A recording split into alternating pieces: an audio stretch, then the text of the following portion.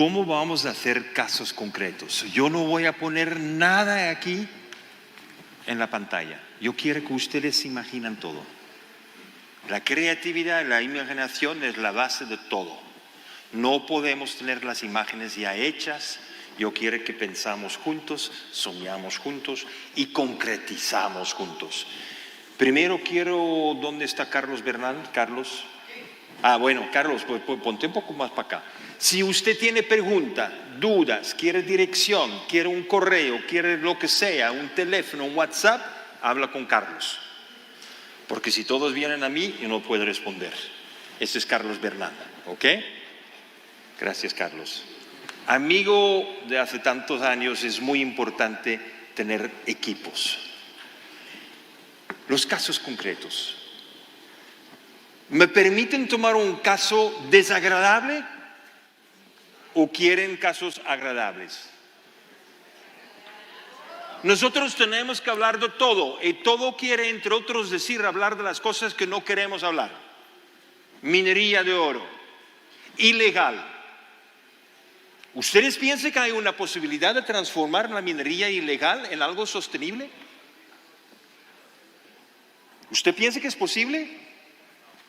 Si usted dice no, por favor, aquí está la salida.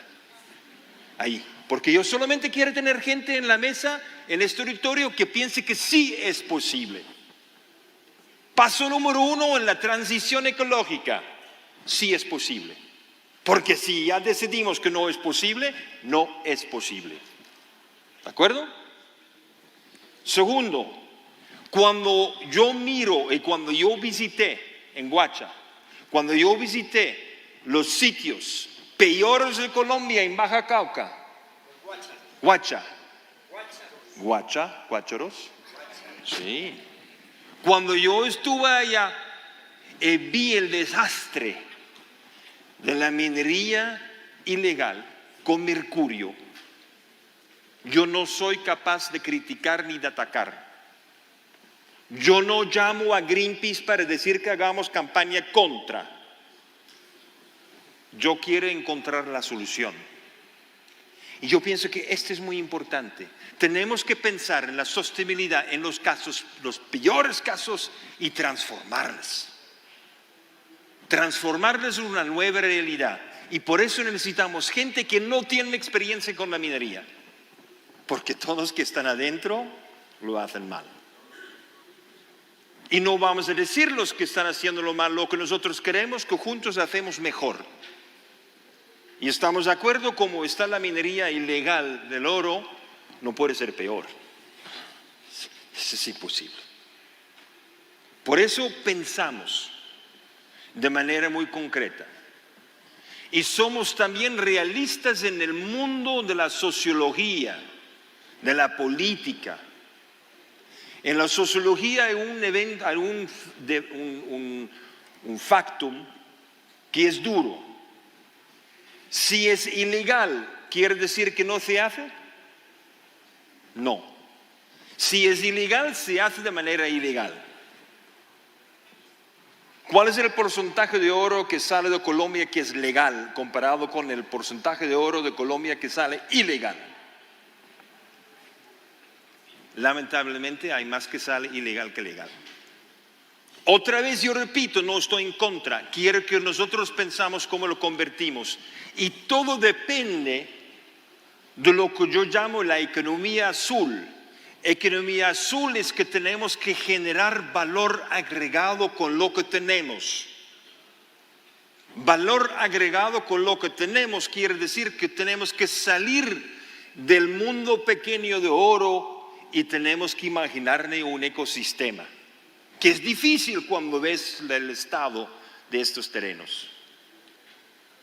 Economía azul no es una economía donde intentamos de ser el más barato. Mi crítica al sistema económico de hoy es que el que gana en el mercado es el más barato. Pero ¿cuál es la realidad? Todo lo que es bueno para usted y todo lo que es bueno para el medio ambiente es caro. ¿Quién inventó un sistema económico donde lo bueno es caro y lo malo es barato? soy economista. Y por eso yo dije, el sistema económico que sigue enseñando a los jóvenes que para competir en el mercado tiene que ser barato es un sistema que fracasará con todo. Gracias. No sé quién mandó la confirmación electrónica, pero alguien lo mandó. Ahora vamos a ver, economía verde.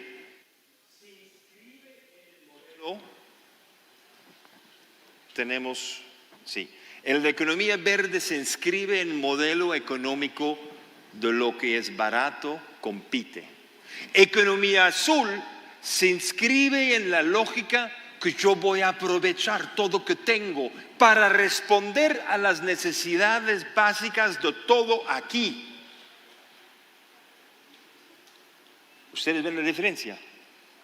Yo voy a responder, voy a acabar con la pobreza acá. ¿Pero qué? ¿Con mercurio? ¿Con oro? No, porque nosotros sabemos todos que la gente que está en este ambiente no son los más ricos de la tierra. Por eso, ¿cuál es el material? Yo me propuse la reflexión. ¿Cuál es el material que está disponible aquí que podríamos transformar en algo de valor agregado para que no vale más la pena de utilizar el mercurio? Que todavía podemos recuperar el oro, pero nosotros lo hacemos con un modelo que nos genera más ingreso. Y es de donde nació el concepto de papel piedra. ¿Ustedes estaban en la presentación esta mañana? ¿Ustedes se recuerdan qué es papel piedra? Porque para sacar el oro tienes que triturar. Y para triturar tú generas un polvo, tú tienes una arenita muy fina. Y si tú quieres sacar no el 2 gramos, pero la totalidad, incluso el 0.1 gramo de oro que se queda en la piedra, tiene que triturar muy fino. Ahí viene mi lógica. Si yo puedo triturar muy fino una piedra, sacamos el oro. Podemos hoy en día utilizar una tecnología muy diferente, no con mercurio, pero con unas bacterias sintéticas que solamente tienen afinidad con oro. Y solamente esta bacteria va a aislar solamente el oro, sin mercurio. No lo necesito. El mercurio no puede sacar la totalidad, solamente un parte. Por eso voy a sacar más.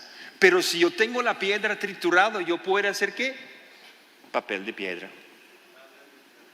Y cuando yo trituro para tener el oro y yo tengo el polvo, yo puedo hacer mi papel piedra. Este papel piedra me genera más ingreso que el oro. Ya lo tenemos comprobado. Yo tengo ya 5 fábricas montadas en China. Estamos montando las primeras fábricas en Marruecos. Nosotros sabemos, y papel hoy en día tiene un gran problema. ¿Y a ustedes les gustan los monocultivos de árboles, de eucaliptos? ¿Ustedes les gusta? ¿Este es el paisaje de Colombia? No, ni de Brasil. Nosotros queremos la biodiversidad, por eso tenemos que disminuir la presión en los bosques cultivados o primarios para no tener que cortar siempre un árbol para tener celulosa para hacer un cartón que utilizamos una vez con Rappi y después lo echamos. Nosotros podemos ahora obtener todo el cartón que necesita Colombia de los desechos de las minas anteriores, generando ingreso. Pero cuando nosotros trabajamos el papel piedra, no podemos tener mercurio, no podemos tener desechos minerales. Y por eso tenemos que hacer una purificación. Es decir, que nosotros tenemos un oro, tenemos el papel piedra, pero cuando hacemos esta transición es posible de repensar el uso del agua. Porque normalmente para tener oro necesitas agua, para tener papel necesitas agua. Eliminamos el consumo del agua. Y de una el agua está disponible. Y los terrenos que se recuperan con la nueva permacultura podemos recuperar estos terrenos, hectárea por hectárea. Demora mucho tiempo, pero sí podemos generar un ingreso local, que es el alimento y que es la papel piedra. Y la papel piedra se convierte en el empaque preferido para todas las frutas y hortalizas. Esto es lo que estamos haciendo en Marruecos. Marruecos es un país que no tiene agua, no tiene árboles, pero tiene las minas más grandes de la tierra de fosfatos. Podemos estar en favor o en contra de la minería, pero fosfatos necesitamos para nuestra agricultura. Y todo el polvo que se recupera de las minas de fosfatos en Marruecos lo guardamos hoy en día para hacer el cartón para la exportación de frutas a Europa. Y en Europa tenemos un sistema de colección de este cartón que fundimos de nuevo en pellets, en granitos, granulado, y lo mandamos de vuelta a Marruecos para hacer cartón. Podemos reciclar el papel piedra 1000 veces, no se degrada porque es mineral. ¿Ustedes ven un poco cómo estamos entretejiendo los diferentes elementos? ¿Y con qué estamos empezando? Con terrenos destruidos por errores en el pasado, sin acusar a nadie. Y con estos terrenos, ¿cuánto vale un terreno que está destruido con mercurio y la minería artesanal o ilegal? Nada. ¿Cuánto vale un terreno que está en recuperación con papel piedra? Vale. Es decir, que lo que no valía localmente, con el tiempo se convierte en algo que vale. Preguntas. ¿Le parece una locura? ¿Factible? ¿Listos a discutir? ¿O ya están listos para echarme? Hablamos de un otro proyecto, porque casos, no voy a hacer un caso solo. Hablamos de tomates y vuelvo al mismo problema grave. Ustedes quieren tomates. ¿Ustedes se dan cuenta cuántos litros de agua se necesita un kilo de tomates? 600. 600 litros de agua para tener un kilo de tomates. Bueno, afortunadamente Colombia tiene mucho agua, ¿eh? Ustedes están gastando agua porque piensan que están en abundancia.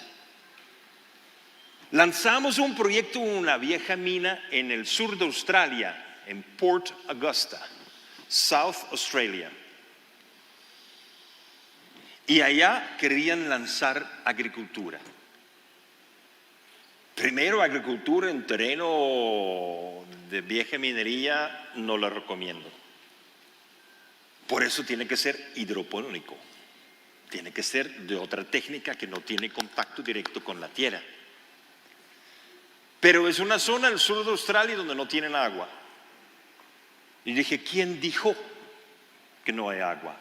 ¿Dónde es la fuente más importante de agua? En el aire. Y como la zona es al lado del mar, nosotros sacamos un agua de 30 metros de profundidad, agua del mar. En tubos lo pasamos en el terreno. ¿Y qué se produce todo el día? Condensación, rocío. Nosotros hoy en día tenemos la mayor producción de tomates en Australia, en una zona donde no había agua. Hoy en día producimos por cada kilo de tomates 3 litros de agua. ¿Le parece un sueño? ¿Ustedes ya han escuchado agricultura que genera agua? Pues esta es la nueva realidad. No tenemos que aprender a ahorrar agua, tenemos que hacerlo como la naturaleza lo hace siempre, producir agua. En la naturaleza no hay nadie que tiene un sistema de bombeo. Los ecosistemas manejan el agua con inteligencia y se ajusta. Por eso, cuando se necesita un cultivo de tomates, se necesita el agua y tiene que saber. No me dices que ustedes no viven al lado del mar y por eso no pueden hacerlo. Errado. Pueden tener un pozo, porque lo que se necesita es lo que se llama delta T, la diferencia de la temperatura. Por lo tanto, que tienes 10 grados de diferencia entre la temperatura del agua que pasa por el tubo y el aire, usted tiene condensación. Y así tenemos el cultivo de tomates. Cultivo de tomates que produce agua. Otro proyecto nuestro. Yo no lo he dicho el barco. ¿Se recuerdan la imagen del barco? Es lindo, ¿no? Pero no he explicado que este barco genera hidrógeno. Era demasiado para los políticos de esta mañana. Sí, porque les puede llevar a un cierto nivel y después no se puede. Porque un político es políticamente correcto. Yo no soy políticamente correcto. Hidrógeno, no lo escuché toda la mañana, pero hidrógeno es lo único que funciona. ¿Cuál es el problema? Hoy en día nosotros tenemos hidrógeno, sí, pero es costoso y por eso nadie lo tiene. ¿Por qué es costoso? Porque nosotros hemos impuesto como estándar de hidrógeno para el transporte 900 bar. ¿Quién es ingeniero aquí? Para producir 900 bar presión, ¿cuál porcentaje de la energía necesitas para comprimir tu hidrógeno a 900 bar? Tú estás gastando el 90% de tu energía para comprimirla. ¿Quién inventó esto? Este es para nunca tener hidrógeno. Por eso en mi barco decidí no respetar la regla. De vez en cuando le recomiendo de pensar así. No siempre. Pero como nosotros solamente utilizamos el 350 bar, solamente el 30% de la energía se utiliza para la compresión. Pero segundo, yo produzco agua del mar transformado en hidrógeno. Hago hidrógeno de agua del mar en mi barco, con el exceso de energía que tengo gracias a la cometa en los paneles solares. Y cuando necesito hidrógeno, lo consumo en el barco. ¿Cuál es el resultado? Se recuerda de economía azul. Utilizo lo que tengo. Responda a necesidades inmediatas en mi entorno. Y si se aplica este concepto, yo tengo hidrógeno producido con los excedentes de energía de la cometa de agua del mar a un 30% del costo. Nuestro hidrógeno es más barato que la electricidad de una batería. ¿Por qué? Porque no transportamos y no respetamos la regla. Porque la regla fue hecha para nunca tener competencia de hidrógeno. Este es mi análisis. Y por eso tenemos que romperlo. No podemos aceptar la lógica delante de nosotros. Tenemos que hacer la transición y la transformación de nuestra economía. ¿Quién trabaja con hidrógeno aquí? ¿Cuántos de ustedes han oído hablar de la producción de hidrógeno con agua del mar? Porque las universidades no le enseñan. ¿Por qué no lo enseñan? Porque la transición ecológica no es para hacer un molino. Este no es la transición, es una etapa intermediaria, espero muy breve. ¿Sabes cuánto pesa una torre y un molino? ¿Cuántos años de energía eléctrica necesitas producido por eso para poder pagar el CO2 emitido para la construcción de la torre?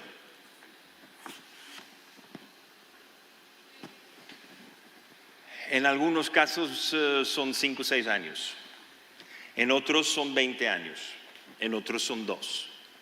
¿Pero qué tiene sentido de tener un programa de energía renovable donde tú estás invirtiendo en CO2 para evitar la emisión de CO2.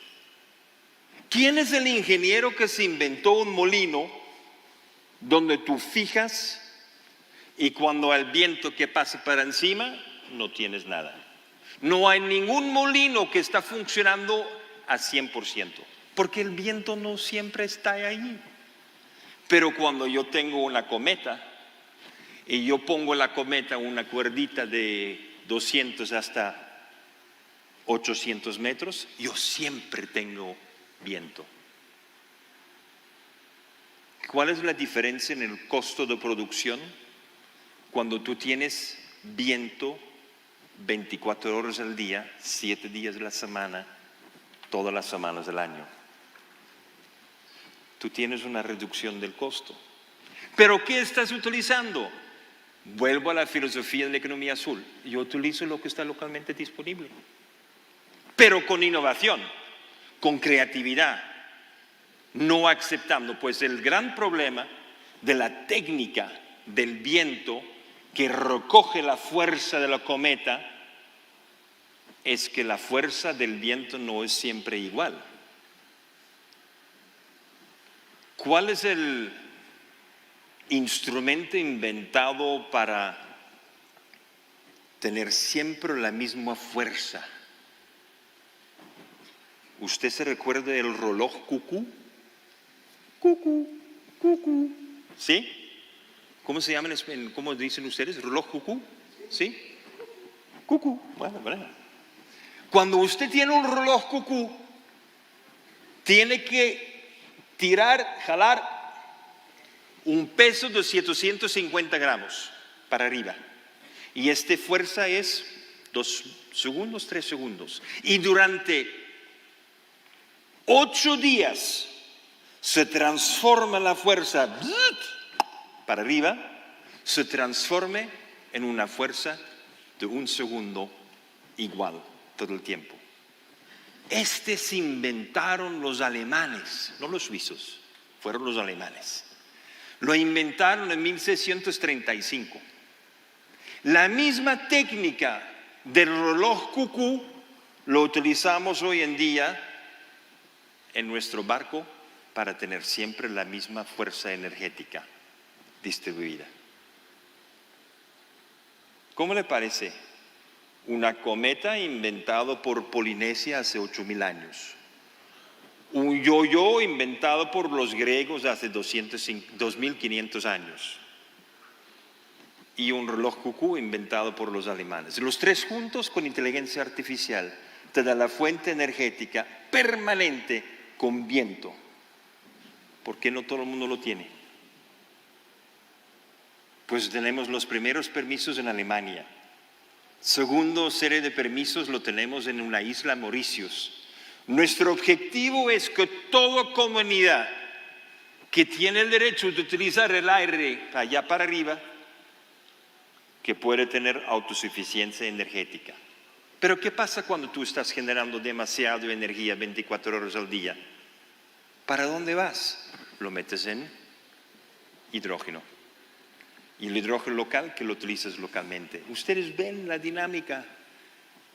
Nosotros pasamos ahora de minería, pasamos por tomates, pasamos por hidrógeno, pasamos por tantas iniciativas posibles. Pero quiero hablarles de un caso Carlos, que acabamos de lanzar en Santander. Aquí hay santanderianos o santanderianas. Bueno, normalmente siempre hay. Sí, pues claro, siempre hay. ¿Usted conoce el pueblo Contratación? No, una santanderiana que no conoce Contratación. No puede pedirle si has estado si ni siquiera conoce. Contratación fue el centro de tratamiento de los pacientes de lepra. ¿Usted se recuerda lepra? ¿Usted piensa que todavía hay lepra? La enfermedad de lepra que ya está descrito en la Biblia, una enfermedad que nosotros pensamos era erradicada, hoy en día vuelve. Estas son informaciones que no aparecen en las estadísticas de Colombia. Pero este año Colombia va a conocer de nuevo unos 1,500 casos de lepra. ¡Wow! Pensábamos que era del pasado. Y cuando yo hago este análisis, y yo estuve con 3 de mis hijos en contratación para conocer un sanatorio donde se tratan los pacientes de lepra, nosotros nos dimos cuenta que ahí necesitamos innovación. ¿Con qué se trata normalmente una enfermedad? Usted va al médico, ¿qué da el médico? Antibióticos. Yo no tengo nada en contra de los antibióticos. Los antibióticos han sido extraordinarios en nuestra vida. Pero cuando tú tienes lepra, el antibiótico no te sirve. Porque no hay ni una vacuna, no hay tratamiento con antibiótico. Es una enfermedad que te debilita durante el resto de tu vida. Y la cuestión es cómo podemos organizar calidad de vida. Nosotros necesitamos pensar no solamente en el dinero, en la producción de alimentos, en la producción de energía. Tenemos que pensar en la calidad de vida como la alcaldesa lo describió con tanta elocuencia. Cuidar. ¿Cuál es la economía de cuidar? ¿Es posible que cuidando los pacientes de lepra, y yo estoy seguro en los próximos 25 años Colombia va a conocer 50,000 lepras nuevos? ¿Cómo vamos a cuidar? Esta es la pregunta. Y por eso economía azul es siempre la misma lógica. Concretamente, ¿qué podemos hacer?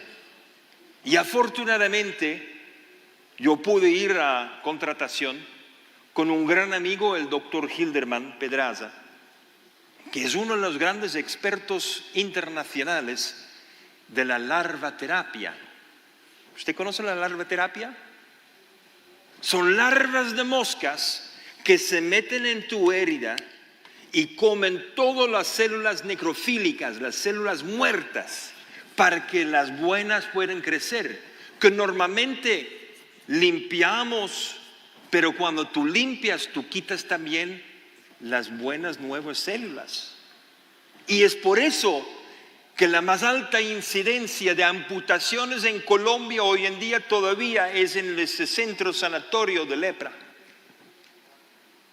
Les he dicho, de vez en cuando hablo las cosas que no son placeres, pero es la realidad de la vida. Y si queremos cuidar la vida tenemos que saber, afortunadamente ya en la época de los egipcios, aprendimos cómo utilizar la larva para limpiar estas heridas, para evitar la amputación. Porque una amputación es un castigo social para siempre. Y con eso nosotros logramos motivar a este gran experto de la larvaterapia de nos acompañar y hacer primeros tratamientos de los pacientes que tienen ahí todo abierto durante años y tratarlos con larvas. ¿Cuál es mi primera reacción? Primero, de ver la felicidad de la mujer que por fin después de tantos años pude poner otra vez sus zapatos, porque la herida estaba mucho mejor y no tan inflamada. Primero. Segundo, yo tengo la reflexión, ¿dónde arrancamos para tener el cultivo, la cría de las larvas? Aquí. Porque el propósito de la vida es tener un sentido en la vida. Y lo que logramos es motivar la alcaldía local, que tenía ya un centro de compostaje, de mirar si en este centro de compostaje si hay las larvas de moscas que necesitamos para el tratamiento. Y así lanzamos el proyecto de cría de larvas, primera en Colombia, en el centro de tratamiento de lepra. Y la cría de las larvas no solamente es para medicina, que necesita un proceso muy especial, que ya arrancamos. Segundo, en la zona Identificamos mucho piscicultura, albinas importadas del Meta, los alimentos importados del exterior, las hormonas que necesitan importados. ¿Quién gana dinero con eso? Todo es el comercio internacional. Nosotros queremos que la gente tenga desarrollo económico local. Y por eso el alimento de la proteína es importante. Y logramos a tener un proyecto de cría de larvas con todos los desechos orgánicos y de matadero ilegal y de los mataderos y al otro lado de la basura orgánica del municipio. Y con estos dos estamos criando toneladas de larvas. ¿Y quién quiere comer la larva? Yo no, pero el pez sí. Y nosotros hacemos la harina para los cerdos, es la harina de las larvas, porque es proteínica. Y las gallinas, que normalmente tienen un alimento seco, y el alimento seco les obliga a tomar mucho agua, y al agua no hay nada por hacer, la gallina no tiene un baño por un lado, y por eso la gallina en muchos casos hace su popó en su propia agua, y así tienes un problema de salud. Y por eso necesitamos antibióticos. Y por eso tenemos antibióticos en nuestros huevos. Y por eso desbaratamos lo negativo y lo convertimos en lo positivo. Nosotros estamos convencidos que en contratación toda la piscicultura y la avicultura va a tener por lo mínimo el 50% de sus proteínas, de la transformación de los desechos proteínicos de carne y de plantas en larvas vivas con agua pura, y cambia la economía local. Es economía azul. Utilizar lo que tienes, transformarlo en valor agregado. ¿Le parece difícil de hacer una cría de larvas? ¿Le parece difícil? Tal vez a usted no le gusta la larva. Pero yo propongo el test siguiente. Invitan sus amigos de venir con una gallina. Y ustedes tienen en una mano larvas vivas. En la otra mano, maíz. ¿Dónde piensa usted que anda la gallina? Es sabia. Ella sabe que es alimento fresco, bueno, proteína, agua, todo lo que necesito, y ahí está. Las gallinas nunca han comido maíz. Hasta que nosotros inventamos el mercado de maíz para las gallinas. Esto es economía azul. Yo he podido compartir con ustedes apenas 5 casos. Tengo unos 240 más, pero lamentablemente ya pasé mi tiempo. Yo les invito a juntos repetir algo, Carlos, que hicimos en el pasado con EAFIT. ¿Quién es egresado de EAFIT? Bueno, aquí varios. Hablamos con el rector de EAFIT. Vamos a hacer un nuevo diplomado. Vamos a organizar aquí un nuevo grupo de gente joven que quieren que la economía se transforme con proyectos concretos. Proyectos concretos que se realizan en los municipios, no en el centro de Medellín. Es complicado. Qué pena, alcalde, qué pena, pero... Y nosotros hacemos una transición rápida. Porque no lo he dicho en ningún momento de ninguno de mis proyectos que yo he presentado. Todos estos proyectos son de 0 emisiones. Todos. No lo hablo más. Porque no vale la pena de imaginarse un proyecto que no es 0 emisiones. No voy a proponer que en 2050 será 0. No. Ahora, hoy. Arrancamos solamente con proyectos que son de 0 emisiones. Así no tenemos que hacer más cálculos, porque ya es 0. Esto es la promesa de lo cual estoy trabajando ya más de 40 años. Y esta es la razón por la cual yo vino de vuelta después de tantos años a Antioquia y Medellín, para que juntos hagamos. Gracias. Gracias.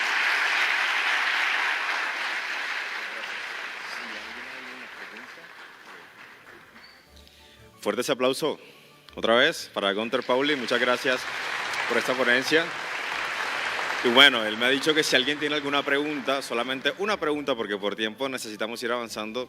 ¿Quién quiere levantar la mano y hacer la pregunta? ¿Nadie? Por acá. Por acá.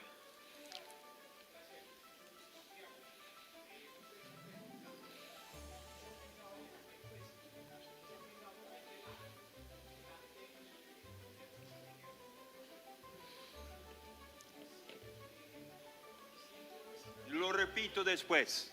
Siento que es necesario esta economía en las grandes industrias artísticas en el mundo. Muy bien, muchas gracias. Si me ponen otra vez el micro, gracias. Muy bien. Mira, la pregunta es, ¿y el arte? ¿El arte en todo esto? ¿Podríamos incluir el arte? Sí, claro que. Las fábulas que presenté esta mañana tienen 5 inteligencias. La primera, la ciencia. La segunda, las emociones. La tercera, arte. Sin arte no podemos comunicar porque las palabras no sirven para mucho. Nosotros necesitamos la comunicación sin palabras para poder realmente llegar al corazón de todos. Gracias. Ahora sí, fuerte ese aplauso para Gunter Pauli.